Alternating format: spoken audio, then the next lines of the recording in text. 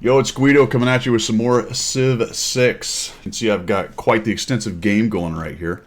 I'm playing as Trajan, the first and apparently last of his name. I don't know if you've noticed this, but Civ 6 leaders are immortal, which is very strange.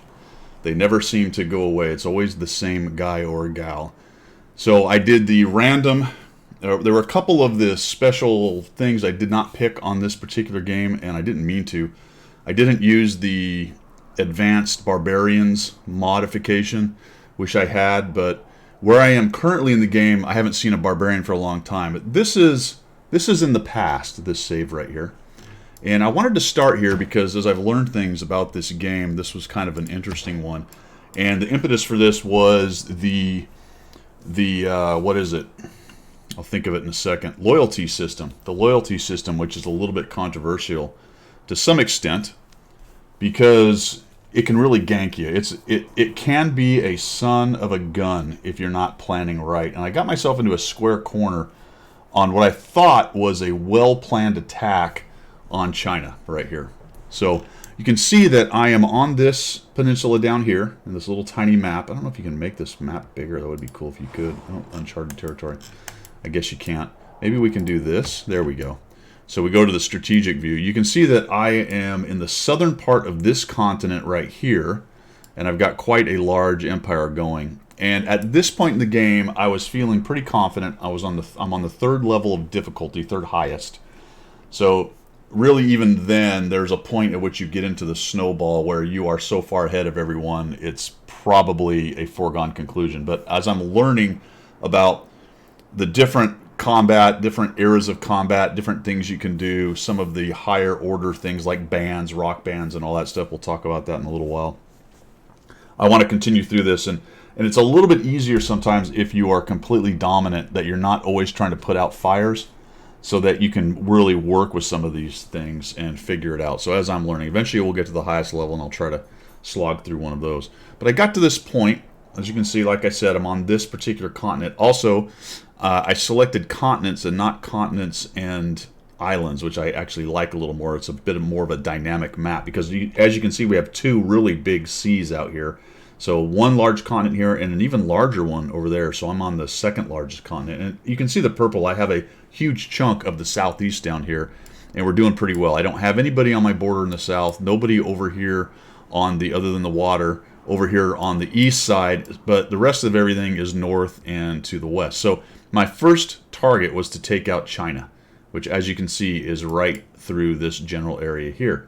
So what I did is got ready for this battle, for this conquest, and it was right as I got to tanks. So I got to tanks first, at least in terms of on this particular continent, and that gives you a huge advantage early on. If you can roll some people up with a higher tech like tanks and artillery and things and take them down before they have those to fight back, you can do a lot of work. So I planned this thing. I put all of these, you can see all the various units I have. I have infantry, I have standard, the basic tanks, some artillery, field cannon, stuff like that.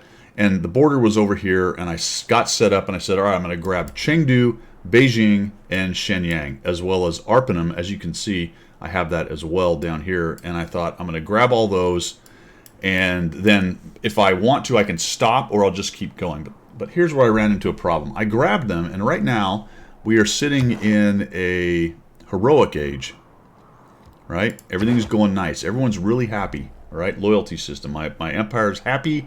The people I grabbed are happy. Belongs to Rome. Full loyalty in 12 turns, and I thought everything was hunky-dory. This is not going to be a problem. But in this game, especially when it comes to loyalty, you got to pay attention to a lot of things. You got to pay attention to the pressure other empires are putting on your cities. You got to pay attention to your loyalty ratings. You got to pay attention to the things that give you loyalty, where your governors are. But there was one that sort of escaped me, and I didn't realize how important it was, because if you look down here in the bottom right, you can tell that I only have 153 of 162 era score. I'm going into a dark age. And not only am I going into a dark age, my friends, the mighty, heroic Roman Empire, led by Trajan the Immortal, is about to fall on dark times, my friends, and in the middle of a conquest.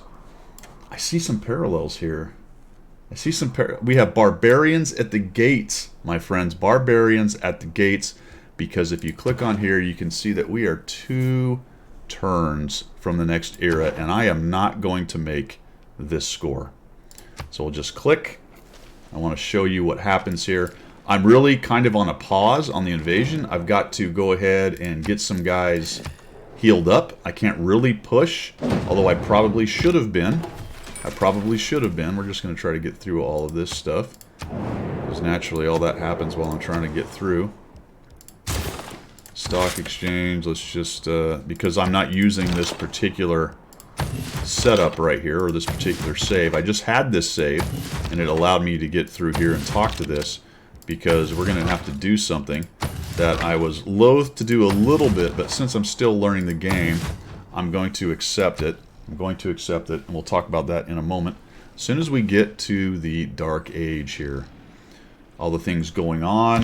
Again, we're on a pause. We got all kinds of voting. I don't care. Yep. Thank you, game, for making me do that. Okay. Let's just do this. Submit. I should have had this set up better. Yeah. Please wait. And we should be going in, potentially. There we go. The Dark Age. All right, so we go to the Atomic Era, and you can see it's black there. And I've gone into a Dark Age. So we'll just click that because we're not going to use it. And all of a sudden, look at the red fists. Loyalty problems. Holy cow, my empire, the mighty Roman Empire, led by Trajan the Immortal, is unhappy. Especially these Chinese cities that I had taken. Now, I did a lot to try to figure this out from this point in the game. You can move governors. There's a governor that actually adds influence. I want to say he's in here somewhere. I guess I haven't moved him yet. It's the combat guy, this guy, so Victor. I moved him over to a city close by. He's supposed to help with loyalty within 9 tiles. I did everything I could. I built things. I reworked my civics to change those around to try to get as much loyalty out of it, and I simply could not do it. And within 2 turns, I think I increased this one maybe to 5 or 6 turns or 7 turns before it went, but they all went. Now, I could have just accepted that and moved on and worked through that in the game and learned that piece of it. But I really wanted to continue with the steamroll and learn it in an easier way. But more importantly, I wanted to figure out how to invade with this loyalty problem, because it was irritating me. I looked at it and went, well, how come I can't just bite off a chunk of the empire? That's really dumb. But here's one of the big reasons. You have 2 huge cities, Xi'an and Taiyuan, right there, one at 15 and one at 16, exerting a huge amount of pressure on these cities. I'm in a Dark Age. These are Chinese cities that I just took, and I have 2 gigantic cities exerting pressure on them, so they are definitely going to be in rebellion real soon. I just don't have the beef. So I looked at that and went, all right, fair enough. Let's go back. We're going back to the future. We're going to take our future past information. Hindsight is 2020, also in the past and the future, back to the future, and we're going to go to an earlier save and try to figure out how we can make this invasion work. So let's go back to the future past future and go from there. All right, gone back to the past. That was turn 425 I showed you. I went back to a save, and we were at turn 406. The save was actually further back. But what I did then to try to get around or try to work through the loyalty problem is I decided to move up the timetable. So I had that wall of a Dark Age coming. 2 things I wanted to do here was avoid the Dark Age if I could. So I needed to work on some different things in terms of builds and what I was doing. And you can see that this is a much smaller empire, so I haven't really expanded all the way out like you saw on the one right before. I lost Arpinum. I actually established that city, and they used their influence to gank it. I didn't have this Duracordum here. When I established it, I was trying to get some oil and niter and stuff that was sitting at the edge of the Chinese Empire, but their influence grabbed that city and I couldn't hold on to it. So they said, all right, well, what I have to do is build cities along the way and start moving my influence down there. And then I started to prep for this fight. I knew I still needed to take China because that was the first most logical kingdom to take over. If we take a look at it here, you can see that there was really no reason to go north because there's 2 different kingdoms up here. So going after the middle wasn't really a great idea. What I wanted to do was take all of basically the south of this continent, and that was the Chinese. So I was going to have to take them out. So they are the first target. You can see that I set up the same way. I have some cannons, infantry, a few tanks in here, but not nearly as much. So I accepted a smaller assault group or assault army. I got it there a little bit faster. And also you can see that I'm actually pretty close to getting to a normal age right there, which is what's going to happen. And right now we are 21 to 51 turns away. So I do have the amount of time I need. I believe I have monumentality, which means you get a point for each upgrade you make, whatever they're called. They're called, I'll spit this out in a second. For each district that you make, you get a point. So I did get out of that, and you can see I'm prepped now. I've got some artillery, I have field cannon, I have a few tanks, I have standard infantry corps, I have my corps built up as well, where you've got 2 units in one spot, and we're all arrayed along the edge here. And here's the plan. So as you can see, Chengdu, Beijing, and Shenyang, that's small. These two are fairly large. And the problem children were Taiyuan and Xi'an. So the plan is to blitzkrieg through past Chengdu and Beijing and knock out Xi'an, which happens to be actually their capital. This actually presented a bit of a problem because I didn't think about it or realize it. When I blitzed through, and I'll show you this in a minute, my plan was to actually raise that city, meaning not raise up, but raise, destroy, and then that would take care of any pressure that particular big city was putting, and I was going to grab these 3, and then we would move on to these smaller cities, and it shouldn't be a problem. Also, I'm not going right into a dark age, so as of right now, we're sitting in our heroic age, which is all is good. Problem with that plan is you cannot raise a capital. Now you can beat it up when you attack it, which turned out to be good enough. So I got in there because I'm not going into a dark age. Loyalty wasn't as big a problem. I quickly knocked down Xi'an, knocked down its influence, and then turned back and with some other follow-up units took these 3 out. So that took care of my pressure problem, and then quickly moved on to Taiyuan. And once I got that one taken care of, the other ones are small enough, they weren't really pushing that much pressure anymore, and we had the Chinese all wrapped up. So I had to move up my timeline, again using all the information from the future past up there. Moved up my timeline, made sure I didn't get into a dark age, started paying attention to it, and we struck quickly with some blitzkrieg warfare against the Chinese, and I'll show you how that went. This is turn 413, so we were just on turn 406, so about 7 turns later, you can see I've blitzed into Xi'an. I took that.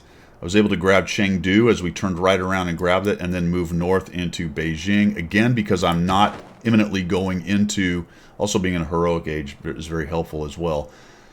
But also not immediately going into a dark age, I'm able to hold it. You can see the loyalty is fine, full loyalty in 1 turn. They're not putting enough pressure on me. In fact, you can actually see that if you look at the loyalty, you can go ahead and click that. You can see that I am getting where I'm getting the pressure from and to. There's still some coming into Chengdu. You can also, if you want to, click on here, go to this city details, and it will give you information on what is making people happy or unhappy. And that's it right there on loyalty and governors, the things that are negatives, the things that are positives, etc. And I did the standard stuff. I put on the problem cities like Xi'an, I went ahead and put old Victor in there as soon as possible. Generally, any of your governors will be good, but this one exerts influence around as well that helps out with other places nearby in there. I didn't put one in this. I think I did later, but right now it's full loyalty. So this just worked out much better. You can see the damaged units. The tanks and the infantry have taken damage along the way, but and he is fighting back a bit. You can see that he actually has anti-tank corps, so that was a little bit of a surprise seeing those. But he's running with line infantry, which is a tech fairly down below tanks and infantry, so that's actually good for me. And this is going well. So we're about to take Beijing. In general, taking the cities, there's a couple things I learned about that. Surrounding it if you can. Sometimes that's not possible because there'll be mountains or impassable stuff around it, or water, as an example, unless you can assault from the water. Surround it with as many units as possible, but you really want to get yourself some field cannons and artillery corps and things like that, so you can soften it up with some range stuff. And then don't be afraid to take your units that look, even if it says defeat, go ahead and attack it anyway, because yes, it will damage the unit, but it will also knock down the defenses in the city. And unless it's such a weak unit that it's actually going to die, and that's kind of what happened here. This guy's actually attacked twice already. So he's pretty low down on his hit points, not looking great, 33 out of 100, but he's attacked a couple times. And notice the defensive lines, the garrison health and the, I think it's the wall potentially, fortification health, yeah, is down on both of those. All right, there's also a unit in there that we've got to defeat at some point. But if they all come in together each turn, you're going to knock it down pretty quickly, and it'll only take a couple turns if you're anywhere near their tech level there. Let me just caveat all of this by saying, and I meant to do this up front, if I'm saying anything wrong, or if I'm doing something wrong, or if there's a better way, please go ahead and chuck it down there in the comments. I am not claiming to be the absolute expert on Civ 6, but it's been a lot of fun learning this, and this little exercise is one of those things where I kind of figured out what some of the things that you need to pay attention to, right? When is the era going to change? Is it going to be bad for you? Do you need to really make sure things are going well? Notice that I'm pretty close now. I'm only 8 away here, but I've still got a significant amount of time, 14 to 44. Now that's a pretty big variation, but somewhere in there you'll get the specifics on when it is. So it's 30 turns difference potentially right there. But this war is going really well, and we're about to mop up the Chinese. So let's move on into the future. So here we are on turn 450, which is, what, 37 turns since the last we visited the mighty Roman Empire. And you can see we have consolidated and cleaned up the Chinese Empire and brought it under our wing, right under our sage and wise tutelage of Trajan the Immortal. We've grabbed Chen over here and their other outlying cities, and we're consolidating everything. You'll notice that I have taken all of my forces and we have arrayed them on the northern border right here. So we have tanks, our artillery. I even built a supply convoy which will help things heal. You'll notice that we've got oil coming up. We already had that. You need that for tanks, but we were hurting a bit in oil. You can see we're headed downhill because we're also building oil power plants. Oil becomes a problem. Strategic resources, very interesting in this game. I find them to be very important in some of the early game, but really this mid-game, getting started on things that need oil and coal and some of those things like that, that can be a big problem. And I didn't have a whole bunch. I have a couple here in the old desert, so there's my OPEC area. I have the Anwar down here with some more oil. That's down here in the frozen south. So I've got one there, but that's about it. The other thing that's sort of irritating, or very irritating, is oftentimes when you learn about that resource, you get the tech for it that unlocks it, it will show up underneath one of your already done plots. You know, it'll show up underneath your, this word I keep forgetting. It's like, what is going on with the Alzheimer's here, fellas? The, what are these things? Yeah, district. Yep, that's it. They're districts. I told you already that's what they are. They'll show up underneath the districts. So you got to pay attention. Watch these things up here. If you see the red arrow going down on something important, start digging around. Figure out where they are. You may need to go destroy a tile upgrade or something to get to it so that you can then put the pumps on it or the mine or whatever it is that you need to do to get that stuff. So I've consolidated, and it was already in my mind as I was finishing up the Chinese, and this is how you should do this if you're playing kind of the Conquer game right here, is start thinking about what the next thing is. And I had an idea that it was going to be Egypt. But the problem is, Egypt likes me, and not many other people do, and they're all starting to dislike me. And the more you are warlike like this, the harder it is to get anybody really to like you. And eventually, they're all going to gang up on you at some point. But so for now, I'd really like to keep this long border right here safe. But at the same time, I have the same problem I had with the Chinese. Where do I go? These guys are the most likely target because of that chunk that I can take out of it, and I don't try to go up and behind and around, and then I have loyalty problems that's still in the back of my mind. I could also potentially go to the Inca. Same problem, though, and really this approach is hard because of the mountains and it's undeveloped. So right now I've moved all my armies up here, and they're basically training, right? It's just a little training exercise here.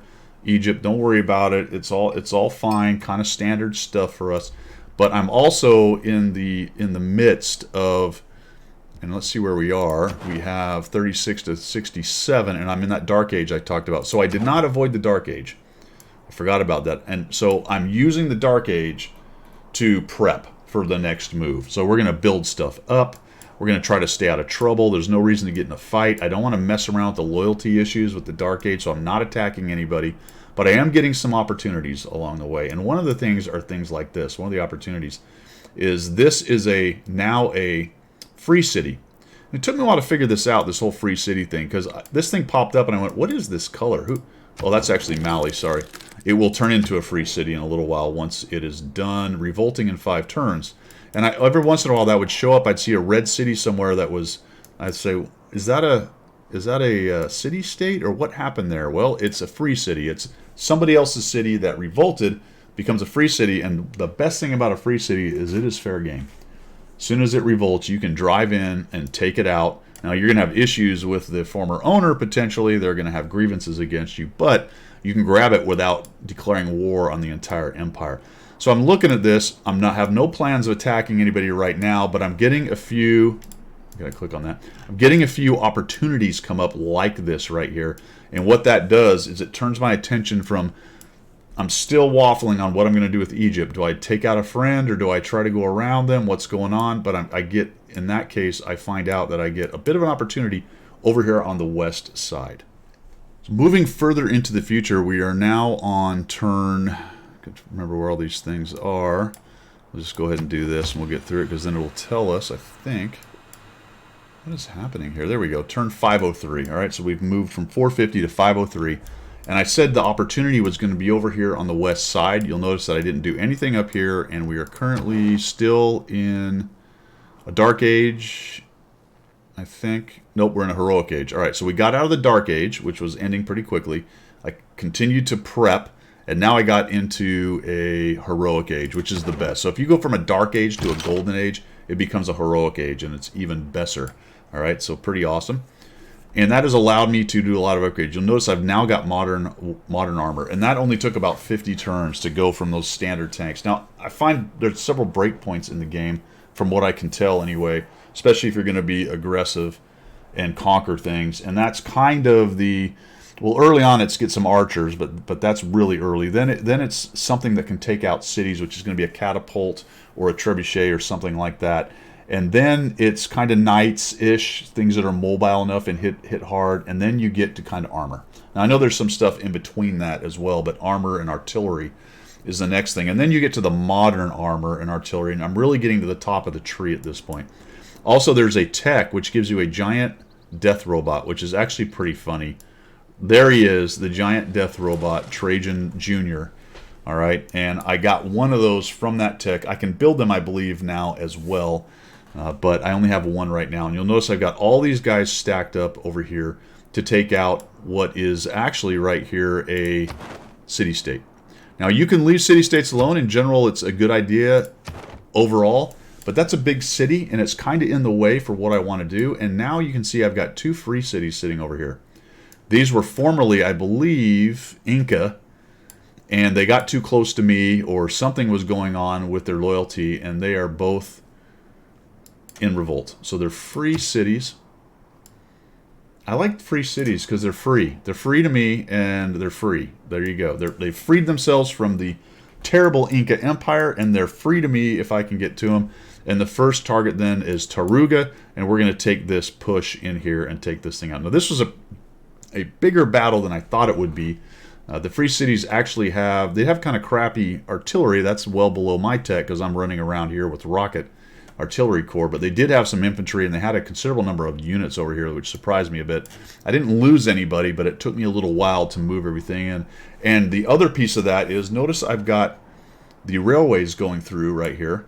So I have had some engineers very busy connecting all my cities with railways, so I can move troops very quickly. I tend to, and you can do this on the lower difficulty settings, I tend to, in the interior of my country, not have a lot of defense. And I'll have mobile, especially when I get up to where I've got railroads everywhere, I'll have mobile strike groups that can react to anything. I did have to take out some partisans that a spy started up over here by Kume, probably, I don't know, 10, 20 turns ago, and I knocked them down. So you do need a strike force, or at least some guys around. You notice the edges, I've got some older units sitting around. So you do need some guys sitting around to do that, but I don't tend to have a whole bunch. Everything is more or less concentrated where I need it. That way I don't have to spend too much on it. May or may not work at the higher levels. But as I've collected everybody for this strike, notice that it's going to be really slow. There's no roads in here. That wasn't something I thought about. Now, if I'd have thought about this correctly, much like going back and figuring out the loyalty thing, I would have had some of my engineers up here ready to drop tracks, so to speak, because they can drop tracks with the best of them for their entire lifespan, and they just don't go away. Pretty good stuff. All right, so I could have then built, and I eventually did that. So I'm going to capture Taruga, Tawa Deni, and Nazca. I grab all 3 of these, and that then secures my western side. And from there, I can start thinking about, and I believe I actually get Wilkham Waman, because it falls based on pressure from my empire right here. Belongs to Inca Rebellion in 16. It goes Free City, and I believe I grabbed that one as well. So we'll march further into the future as we start now thinking about what is the next move, right? Opportunity arised over in the west. I took advantage of it. We're sort of gobbling up the Inca. I could, at this point, based on how big my empire is, kind of sit around and just let the pressure of the culture and all that more or less take everything down.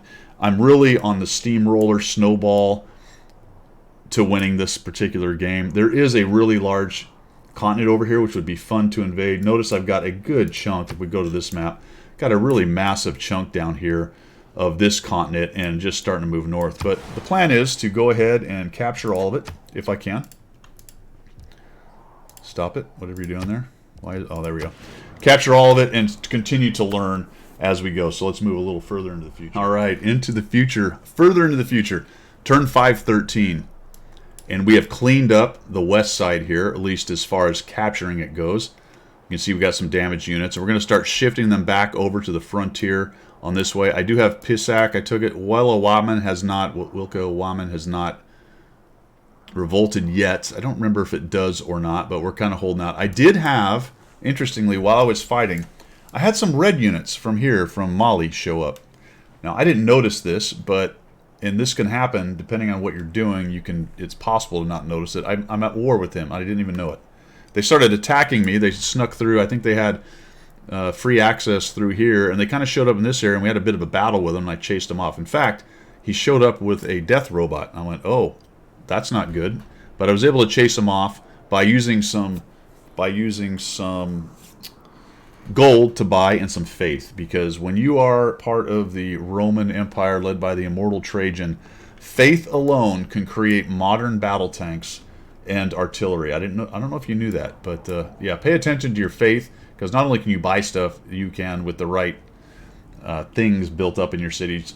I can't remember exactly what it is, but you can buy units with faith, which is really important, especially if you build up a nice reserve of it and you can get a bunch of extra units. So we fought that guy off. We captured these cities over here. I do have now the military engineers are in here. You can see now I'm building these railroads to get through all here so I can react if I get attacked.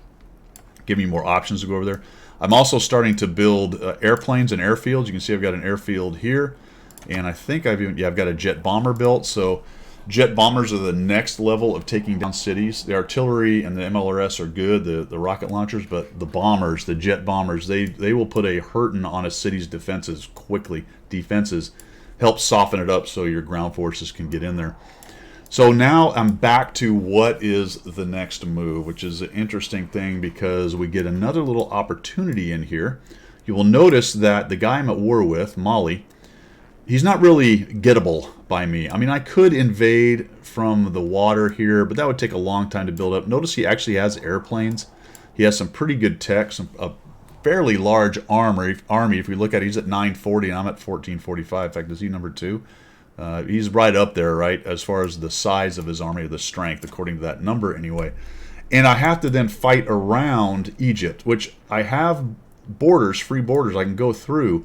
But if they get mad or close it off, then I got trouble. Plus, I'm not able to use my empire to put pressure on new cities. So really, we're back to, unfortunately, Egypt, who is not as happy with me as she was. Notice these are all now red and orange. As you get more aggressive, it's just really hard to keep people happy. One thing you can do, just as a side note, you can accept their crappy trade deals, or maybe try to mess with them if you want, make it a little better for yourself. That will keep them a little bit happier as you go. But eventually, if you're as aggressive as I am, you're going to run into this situation right here. So I'm at war with him. I didn't know. Egypt is still sitting there, but here's the opportunity.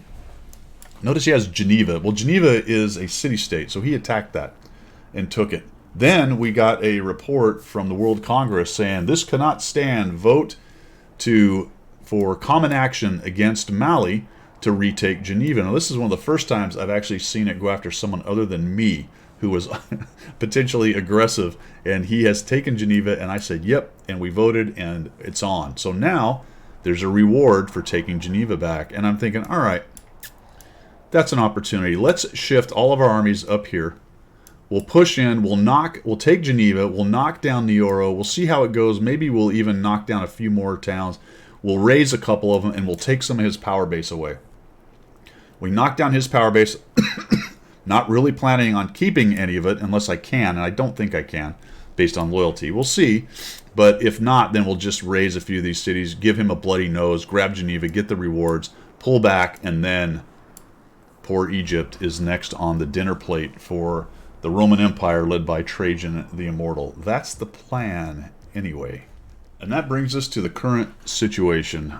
Shifted the forces, pushed into Mali, grabbed Geneva, got the rewards, hit Nioro, but you can tell that it was a bit costly and quite the battle. And we have now gone to peace, or we are now peaceful with Mali. So I think if I had it to do again potentially here, and here's one of his death robots, he has one as well. I believe I probably would have kept going, pushed in, and tried to knock down a few of these cities, because what we got going on here is rebellion and rebellion. I'm not going to be able to hold these because I chose peace, unfortunately, and more than likely these are going to fall back to him, which is fine. I'll just pull back into here, and we are now once again eyeballing the next victim. That is going to be Egypt. Notice I have an opportunity down here. This is a free city. Wilka-Waman has gone free city. That's what it looks like. So we're going to grab that city while we're doing it. That will help us then on how we're going to take down. And the plan then to take out Egypt is to blitz. We'll line up along this border right here. We'll blitz in, knock down Ra Kadet, which is the capital. We'll then turn on Memphis and Abydos, and then quickly try to gobble up the rest of these. Although these are pretty large, so it could be a bit tricky to get in there. Once we grab, and the thing about this game that's cool is you can make these plans, but then different things kind of happen, and you get these opportunities, or maybe someone attacks you weren't expecting. But right now we'll grab Egypt and then probably turn on the Inca, who seem to be fairly weak, although they do have jet fighters right there, so they're starting to catch up as well. And they have quite a large area, so that'll be the next question, to be honest with you. Do I push into the Inca, or do I push north into the Mali? We'll have to see. There's bad blood here, and once we go in after Egypt, maybe they'll join the fray and come at us. But it'll be fine if these guys rebel, because we're going to pull out of there. It'll be fine if they rebel, that those can go to free cities. Maybe that'll keep him busy messing around with those. Plus, they've been damaged, so they're not as good as cities as they were, not as worrisome. And then we'll take our forces and we'll just do the multi-prong. It's going to take a little bit of preparation, though. I'm going to need a few more units, and I am starting to build up my air power. So the more jets I can get, the more bombers I can get. Right now, they're not very vulnerable because these guys haven't built up stuff to take them out. But we're starting to get to that parity part of the game. The promotion or tech level units top out. So eventually these guys will catch up, and they're going to start having the same units. Just as an aside, you'll notice that we still have an archer in Rome right here.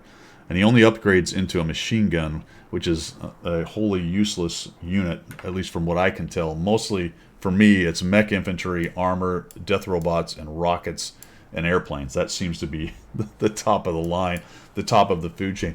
I did mention last, before I go, that we would talk about rock bands, because I thought that was an interesting game mechanic. You build them with faith, and it goes up each time you build them. I've built two, and I sent them both to do a concert, and they both died. So they don't really die, but they retired. The one thing said, basically they fail, right? They play their rock concert. You're supposed to get culture and some other stuff out of it, and they can potentially level up and get more powers and things. But so far, both my rock bands are terrible. They both fail. I'm like, oh, that's a cool mechanic. Let's go check that out. And then I got nothing out of it. Absolutely nothing. So we're going to pull back. We'll bring our armies back down here. We'll refit, rest. We'll go ahead and power up with some more units, especially air power wise. Notice I've still got Nazca over here. We'll grab Wilka Waman. That'll give us another avenue to get in nice and close and quickly. And I think we'll just kind of take all 3 of these cities all at once, turn on Abydos with what's left, and then we'll gobble up the rest of these guys. Probably bring Mexico City into the fold, although unfortunately he's kind of in between all this, so I'm not sure we're going to worry about him initially. That he will probably be grabbed when we decide whether we're going north or west. We'll see. Right now, though, last but not least, it looks like we're actually pressuring the Inca quite well with our culture and power, and we might be grabbing Inca towns right now, at least a few of them, without worrying about it too much, without actually having to fight them. Now, we're not going to grab the capital, so that'll stop probably. We might get Chan Chan, maybe Machu, but it's not quite as big, or they're about the same. We'll see how it goes, but right now we grabbed one, so maybe we just let that percolate, and we turn our attention north, and we just push through both the Egypt and into Mali.